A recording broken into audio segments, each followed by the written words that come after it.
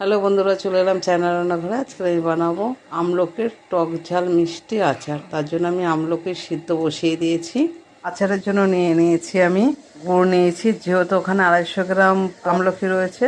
আমি নিয়েছি 100 গ্রাম গুড়, 1 চামচ 5 ফোড়ন, হাফ চামচ ধনে গোটা, হাফ চামচ গোটা জিরে আর শুকনো লঙ্কা। আমলকি সিদ্ধ হয়ে গেছে, এবার আমি আধ ঘন্টার জন্য ঠান্ডা করতে দেবো।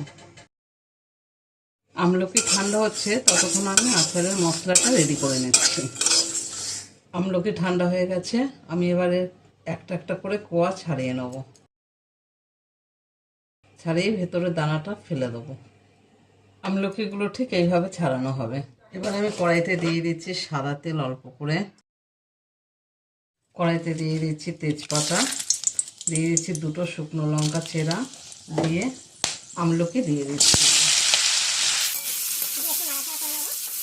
দিয়ে দিচ্ছি আমি হাফ চামচ মতন লবণ, সামান্য একটু হলুদ। এবার এতে দিয়ে দেবো গুড়। গুড় দিয়ে একটু নাড়াচাড়া করে নিয়ে আমি ঢেকে দেবো। আমলকিটা সিদ্ধ হয়ে গেছে, এবার এতে আমি দিয়ে দেবো ভেজে রাখা মশলা। দিয়ে একটু নাড়াচাড়া করে আমি ঠান্ডা করতে দেবো। আচ্ছা, রেডি। ঠান্ডা হওয়ার জন্য আমি ছেড়ে দিলাম।